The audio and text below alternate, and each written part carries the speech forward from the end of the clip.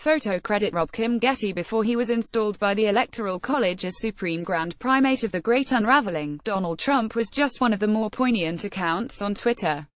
There was nothing sympathetic about him, really, because there has never been anything sympathetic about him.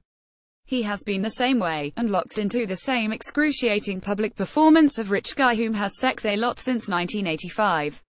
But before he was in charge of peevishly barfing gold leaf onto our great democratic experiment, Trump spent his days peevishly barfing gold leaf onto the internet, keening about his golf empire, and live tweeting episodes of Access Hollywood. He had a lot of romantic advice for Robert Pattinson, and belching woundedly about his impenetrable decades-long feuds with, like, Bette Midler. All Donald Trump has ever wanted is for you to know how rich and good he is, but he couldn't help but reveal his life as boring, relentlessly vacant and deeply, deeply shitty. Anyway, now he's the President of the United States. More than that, though, the United States is very much Trump's country. Now, multiply over-leveraged, over-promising and under-delivering, wildly, pissy and ignorant and terrified, at once busy and extravagantly lazy. If Trump has one single accomplishment as president, it is how thoroughly he's revealed extremely rich people as being not somehow braver or smarter or more disciplined than the rest of us, but somehow exactly the opposite, consumed by pettiness, enslaved by vanity, and perfectly willing to fuck important things up in order to make some point to themselves and their rancid peers.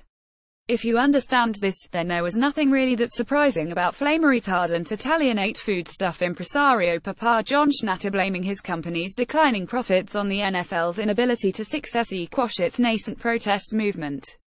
It was a little startling, of course, because of how ridiculous it was, but it was less startling than it would have been 2 years ago. That the statement happened to be obviously incorrect should have been taken as a given. The speculation that Schnatter might have been put up to this gambit by Dallas Cowboys owner Jerry Jones seems like a bit much at first, until you remember that the phrase "a bit much" no longer applies.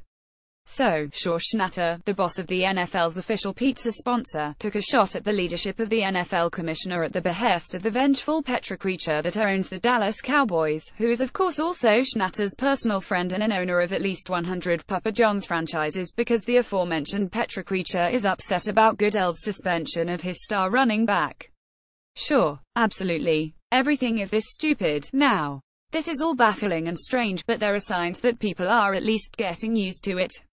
If you're going to live in a world devoted increasingly to the opaque feuds of rich idiots, you might as well participate in those feuds yourself. And so every absurd thing that followed from this story on Thursday felt just right. Pizza Hut, which is not affiliated with the NFL, put its oar in to say that the NFL's protest movement had not impacted their bottom line at all. This set up a partisan binary that doubles as a crystalline metaphor for life in these times. You could eat an awful Papa John's pizza to trigger the liberals. They love the NFL now, and they get real upset when you eat pizza that tastes like a couch cushion soaked for 48 hours in margarine and brinjea. You could stand up for your values by ordering from Pizza Hut and subjecting yourself to one of the few pizza experiences more reliably disappointing than Papa John's.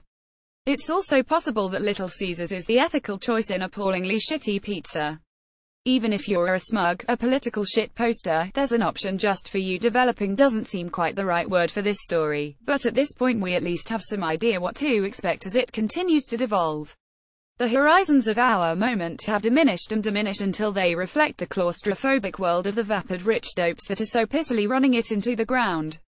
Those of us down below can participate in all this by acting like them, buying stuff because we genuinely can't think of anything else to do, signaling furiously all the while at our hated counterparts on the other side of whatever this binary is, making a big deal out of something that is, in point of fact, meaningless.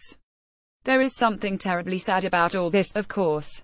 A world in which self-expression is limited to performative, politicized acts of consumption, and in which the things being consumed are, in form and content, not just unsatisfying but the product of an immense disdain for the very idea of your satisfaction, is horrible to consider. It's not a future that serves anyone but those least deserving of that courtesy.